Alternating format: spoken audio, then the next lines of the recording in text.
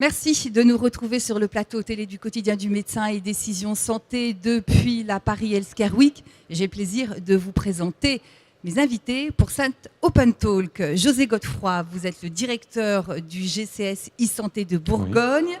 Cécile Micot, vous êtes la directrice du développement commercial du marché santé pour la société CSC. Absolument. On va parler du projet de coordination des soins en Bourgogne. Je commence par vous, monsieur José Godefroy. Vous nous rappelez ce projet, son histoire ? Oui. Alors ce projet s'inscrit dans le territoire de soins numériques qui était un appel à projet national.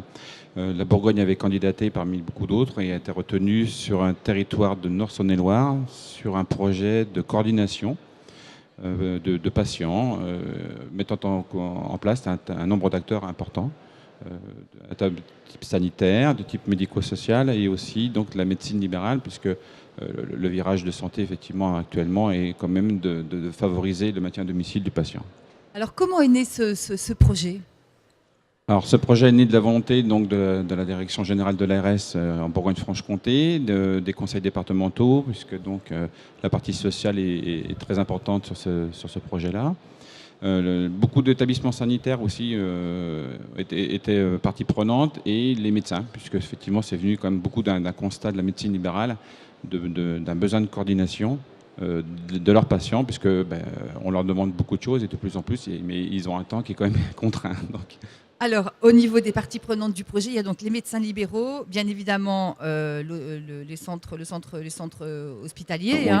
Et puis les personnes du domaine médico-social. Oui, alors quand on dit médecins libéraux, c'est vrai qu'on pourrait plutôt dire la médecine libérale dans le sens où il y a aussi la partie des infirmiers notamment, qui sont les personnes très importantes, puisque c'est peut-être même celles qui passent le plus souvent de temps à domicile. On va aussi au service à domicile, c'est-à-dire la partie sociale au niveau des conseils départementaux, notamment le partage de repas, parce que c'est quand même des choses qui paraissent anodines, mais c'est important de s'assurer que la personne est bien portante. Et la partie kiné, enfin, tout ce qui est soins à domicile pour justement favoriser que le patient a son maintien à domicile et éviter des réhospitalisations qui ne sont jamais très bénéfiques de toute façon. Donc des objectifs multiples, c'est ça ? Voilà, des objectifs multiples avec des facteurs de réussite multiples, facteurs soins, facteurs social, la complexité sociale aussi, qui est très importante. On a axé sur des pathologies les plus répandues. Alors, pathologie, c'est pas le terme exact parce qu'on commence par les personnes âgées, donc c'est pas une pathologie d'être une personne âgée, mais souvent il y a des complexités pathologiques qui font que ces personnes-là, c'est plus compliqué à les gérer. Ils peuvent être seuls chez elles, donc il faut traiter tous ces aspects-là. Et après, sur des parcours identifiés par l'Agence régionale de santé de Bourgogne, sur des parcours très typés de type problématique de santé mentale, et après tout ce qui est plus pathologie, enfin contre neuro, dermatologie, les gens qui ont des problèmes dermatologiques, souvent d'ailleurs qui n'ont pas que ce problème-là. Donc la complexité vient aussi de la multitude de pathologies et des facteurs sociaux sur ce type de projet. Oui.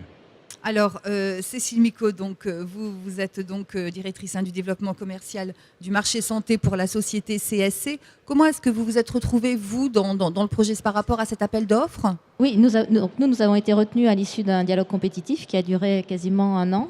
Et CSC se positionne sur des projets de transformation et pour accompagner ces transformations de nouveaux modèles informatiques. Et donc nous avons constitué un consortium avec un certain nombre de partenaires, dont l'éditeur de la solution qui est Orion Health, qui apporte la brique technologique. Mais nous, notre rôle, c'est vraiment d'accompagner les clients dans leurs projets de transformation pour intégrer à la fois la plateforme dans son écosystème et aussi coordonner l'ensemble des acteurs côté maîtrise d'œuvre pour la mise en place du projet. Alors, vous travaillez en concertation avec plusieurs partenaires. Vous en êtes où aujourd'hui ? Alors, nous en sommes. C'est vrai que les points de situation en informatique sont toujours un peu compliqués. Nous allons avoir une première version qui va être délivrée début juin.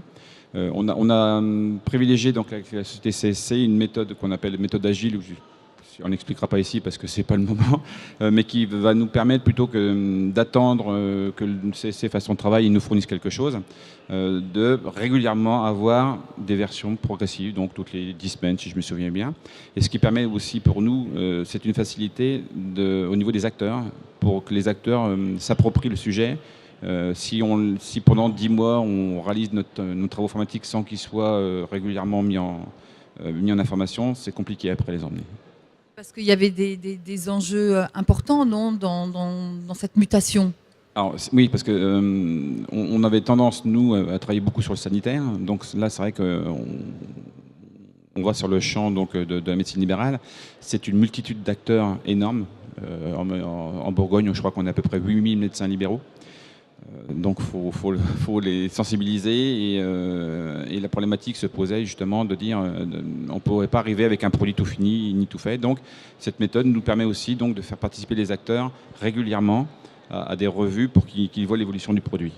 Et c'est vrai que comme on a souvent tendance à opposer d'un côté l'organisation, de l'autre les outils technologiques et les solutions informatiques, là l'objectif c'est vraiment de travailler ensemble et de travailler ensemble sur les besoins et la réalisation de la solution. Parce qu'il y a aussi un volet organisationnel et nouvelles pratiques qui est pas négligeable dans ce projet. Donc la méthode n'est pas neutre, elle permet dès le départ d'apprendre aux gens à travailler ensemble. Et avec des personnes de profils différents, que ce soit au sein des utilisateurs, tous les métiers qui interviennent autour du patient, parce qu'on remet le patient au centre du projet, et également entre maîtrise d'œuvre, maîtrise d'ouvrage, assistance à maîtrise d'ouvrage, que tout le monde travaille ensemble et pas de façon isolée.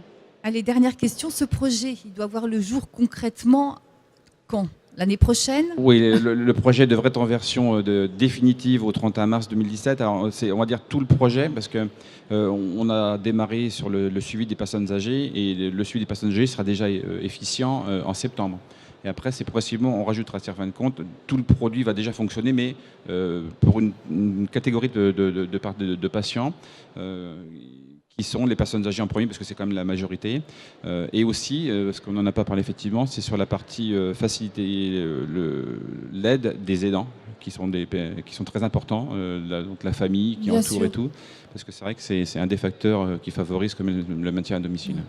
On a une idée du nombre de patients qui sont concernés par votre projet ? Vous avez chiffré un petit peu tout ça ? Sur le projet où on est sur le territoire expérimental, on va dire, donc c'est un territoire de 350 000 habitants, on estime à peu près à 12 500 à 13 000 patients potentiels, Beaucoup. oui, à rentrer sur le sujet, avec 6 à 8 pathologies différentes. C'est très important, oui. Donc vous, Cécile Micot, vous accompagnez José Godefroy tout au long de la mise en place du projet, mais vous allez continuer à l'accompagner après, parce que je pense qu'il y a toute une période de suivi, ça ne va pas s'arrêter. Nous l'espérons. Nous l'espérons. Non ?